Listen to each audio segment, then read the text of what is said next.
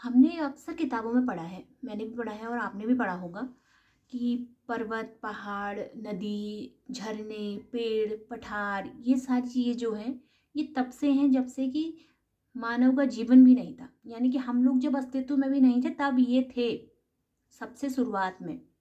अब मतलब इनके लिए ही नए-नए नियम निकलने लग गए कि अगर अगर ये यहाँ पर सही नहीं है तो इनको कटवाओ। नदी अगर यहाँ से निकल रही है तो इसको दूसरी जगह से बहाओ क्योंकि ये रास्ता इसका सही नहीं है। कैसी वाली मानसिकता स्टार्ट हो गई है अब? आपने भी सुना ही होगा कि एक बिल पारित हुआ है जिसमें कि उसमें कहा गया है कि जिन मतलब जो पहाड़ हैं उनकी ऊंचाई अगर 100 मीटर से कम है तो हम उन पे बुलडोजर चढ़ा सकते हैं, उसको हम इमारतों में कन्वर्ट कर सकते हैं। लेकिन क्या इस बात सही है? ऐसे अगर देखा जाए तो कागजों में तो शायद बहुत ही कम पर्वत ऐसे मिलेंगे जिनकी ऊंचाई 100 मीटर है। तो फिर क्या सारे के सारे पर्वत काट दिए जाएं?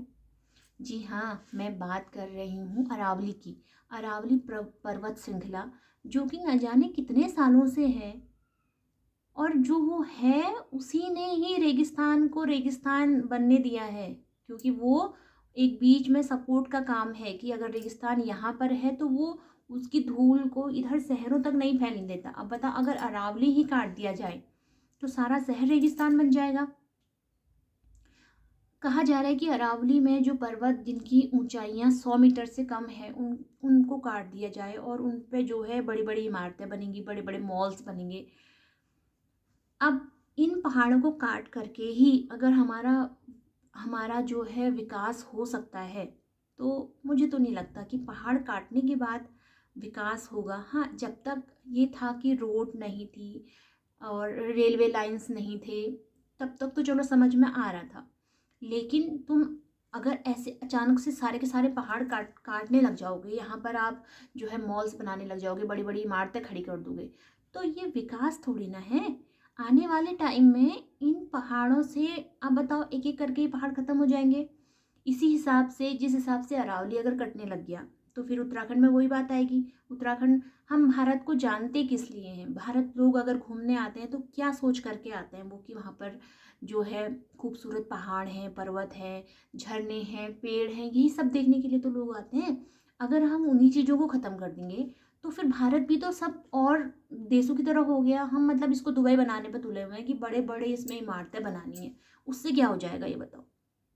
कुछ टाइम में जैसे कि बाहर दूसरे देशों में इतना सारा पॉल्यूशन है, यहाँ भी तो सेम वही कंडीशन आ जाएगी। फिर उसके बाद तुम कहोगे भैया उत्तराखंड में भी खूब सारे पहाड़ दिख रहे हैं, इनको भी काटो, इनकी भी ऊंचाइयाँ 100 मीटर से कम है। और जाहिर सी बात है कि जरूरी नहीं है कि सब ऊंचाइयाँ एक समान हो, 100 मीटर से कम होंगे ही होंगे। लेकिन आप कागजों में तो फिर जो 100 मीटर से ज़्यादा वाले भी हैं अगर कटने की मनसा आएगी तो उनको भी हम कम दिखा सकते हैं।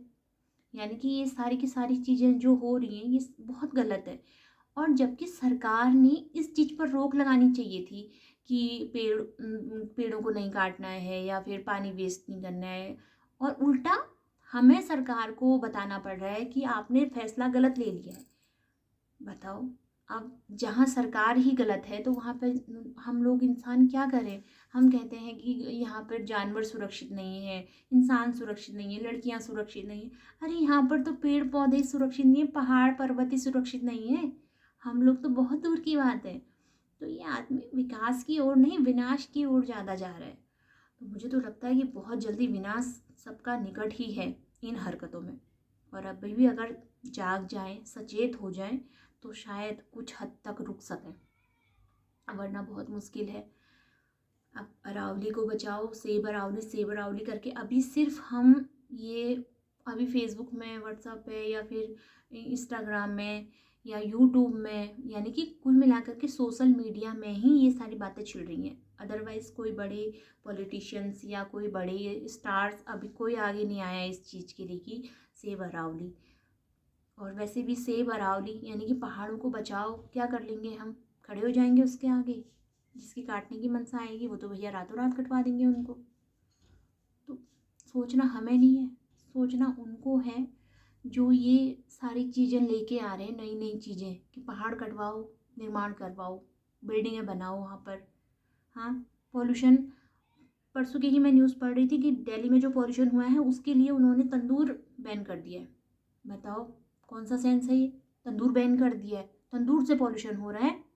वाह, बहुत गजब। मैं क्या बोलूँ अब, मैं तो मतलब मैं मुझे लगता है कि मैं इन सारी चीज़ों पर अगर टॉपिक पर बहस करने बैठूँ तो मेरा वीडियो शायद बहुत लंबा हो जाएगा। लेकिन ऐसी बहुत सारी बातें हैं कि जो हम लोग सोचते तो हैं कि ऐसा नहीं होना चाहिए, लेकिन आगे बढ़ के कोई नहीं आता है। मुझे लगता है कुछ कुछ बातों के लिए तो हम लोगों को आवाज़ उठानी ही पड़ेगी, तब शायद सरकार के कानों तक पहुँचे। फिलहाल के लिए इतना ही।